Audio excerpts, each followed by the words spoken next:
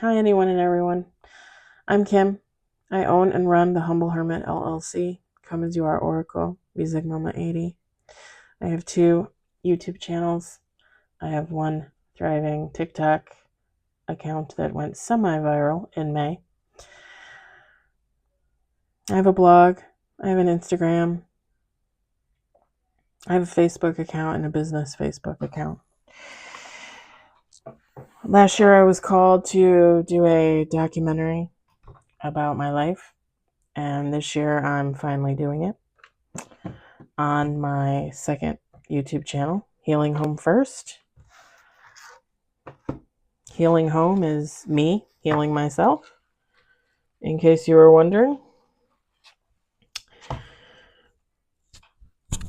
The first time I ever remember having a psychic dream was when I was in high school. I'm sure I had others before that and just either forgot them or didn't link it to anything happening in the real world. But in high school, I used to read those V.C. Andrews books, right? The ones like Flowers in the Attic. She wrote Flowers in the Attic.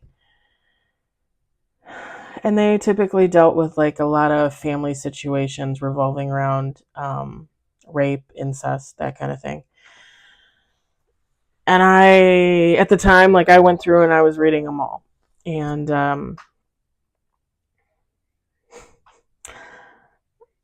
I didn't have a license in high school, and I was probably 16 or 17 when this happened. But I was reading a series, and I think it was 2 books in, and I was waiting for the third. I think it was the third book. If it wasn't the third, it was the last.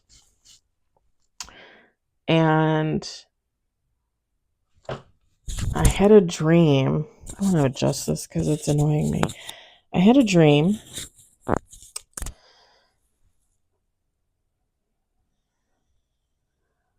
about a book, and it was a V.C. Andrews book, and the cover was kind of like a golden yellow, and it had like all of her covers had usually had like a hole in the center, and you would see like a face or you would see something through there, and when you opened up the cover there would be a picture, right?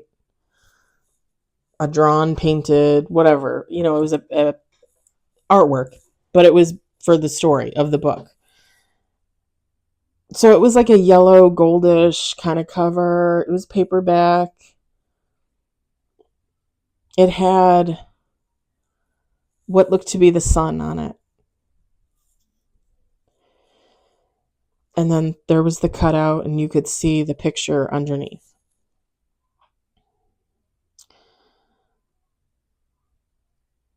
And I kept thinking, oh, okay, like I'll have to look for it the next time I go to Barnes and Noble. Barnes and Noble was what we had at the time. B. Dalton, I think, had already left at that point, had already went out of business, or it was going out of business.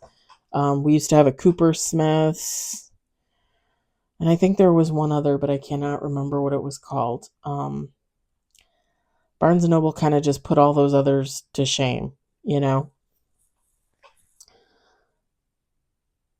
And I'm like, oh, next time I go to Barnes and Noble, like I'll look for it. Thinking like I must have seen it there, or I must have seen it at school in the library or something like that. Because they did have her books at the library at school.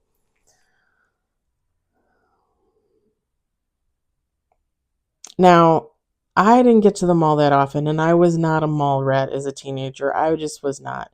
When I say that I'm the humble hermit, this name for my business came to me naturally because, honey, I am a hermit. Now, don't get me wrong. I like to get out there. I like to have fun. I like to do different things. I like to hang out with friends. I like to go to the bar occasionally and have a cocktail. I like to go to museums and look at art. I like to travel. But when I say I'm a hermit, I'm a hermit. I like to sit at home. I like to read. Now I watch a lot of tarot. I don't watch a lot of TV. I focus on my business when I'm not doing my 9 to 5 job. But I'm a hermit. And I've always been a hermit. And I was as a kid. I was the 17-year-old virgin with no license who went to school and came home and watched 90210 and Melrose Place and all the other shows that were on at the time. One Tree Hill, Gilmore Girls, yeah, like all. Well, that came later, but like I was the hermit. I went home. I watched TV. I did my homework. I was the good girl. Like I never even went to school functions. I think in junior high, I went to one basketball game with my friend. One. So I probably went to the mall like maybe once every 3 to 4 months, maybe even once every 6 months. Like when Christmas would come and everybody's going to the mall like every weekend to shop, I think we went like once at Christmas. That's it. I wasn't brought up like that and I didn't live close. I could have caught the bus and went. Pardon me, I got a little fuzzy. Um, I could have caught the bus and went because we had the bus right behind our house, but I didn't start doing that until I started working at the mall in my mid 20s.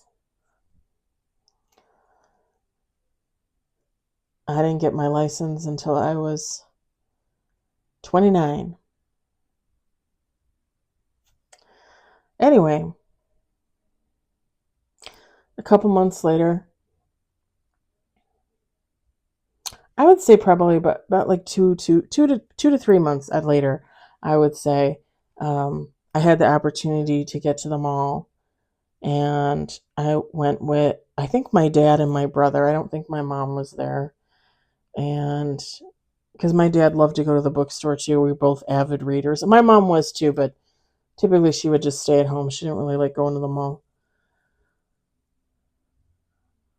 And my brother would go and look at video games, go to the GameStop or whatever the video game store was at the time.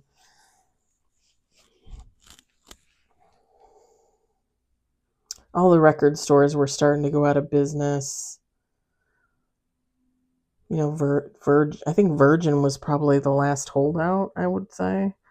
Like we used to have a Record Town and a Music Land, I think it was called. I think it was Music Land. They all ended up going out of business. But we went into the Barnes and Noble and we all kind of went our separate ways. And I went straight to the back. Um, I was an avid romance reader thanks to my mom. And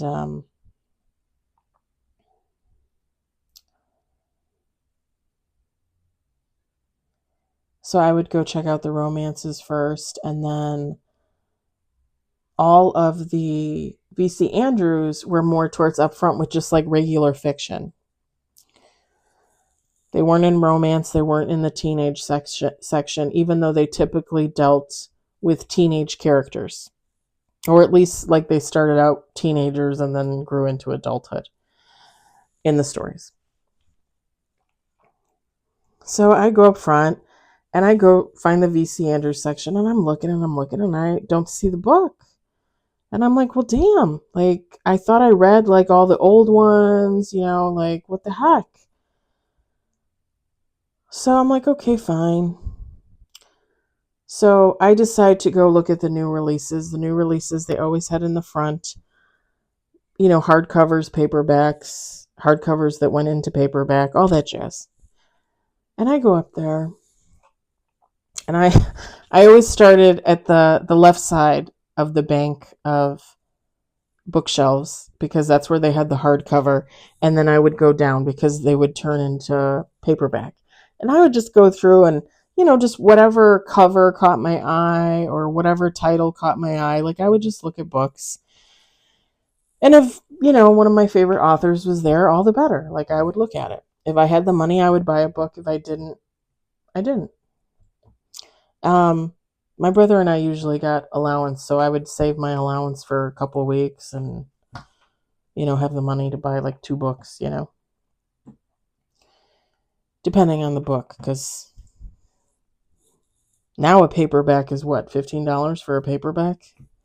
I mean, when I was a younger, they were like $5, $7, $10. Anyway, I get all the way to the end, and they have one of those stands where they have an advertisement for a book, and there's a big poster in this stand. So I can't see it because it's kind of like facing like out towards the front. Like when I walked into the Barnes & Noble, I should have seen it. I didn't see it because in my mind I was like, romance, romance, romance. I'm going to go look at romance. I'm going to see what's new in romance. Because they would put all the romance in romance. All the new romance were in the romance. Because it's such a big section in Barnes & Noble. And it's only gotten bigger, honestly. Or at least the last time I was there. So, pardon me, I'm going to shuffle some cards. I come around this sign, and I'm like, in utter shock as I look at this sign for a V.C. Andrews book that still has not been released, and it's going to be released in like whatever date, which I think was like a month, 2 months away from the date that I went there, which is 2 to 3 months from when I had the dream. And there it is, the book with the gold and the yellow cover and the sun and the cutout and the picture behind it.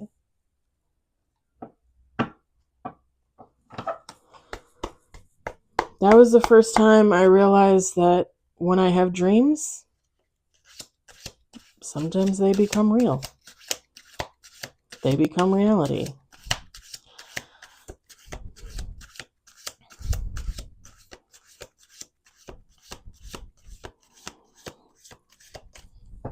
I don't really get a lot of dreams that are inconsequential like that. That's just a book. Whatever. It's a book. I had a premonition about a book. I had a psychic vision about a book.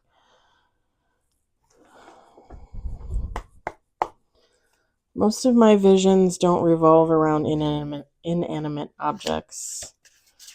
Most of my visions revolve around people.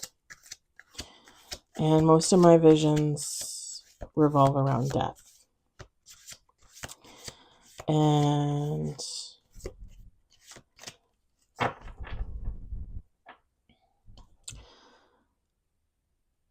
usually people that are close to me or people that I know.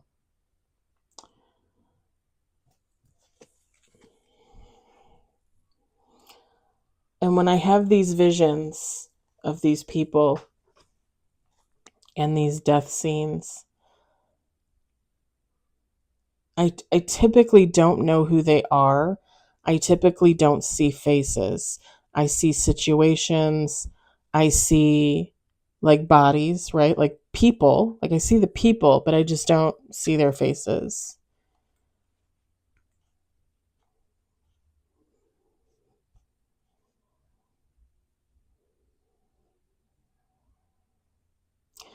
I'm 44, and I remember 3 such dreams.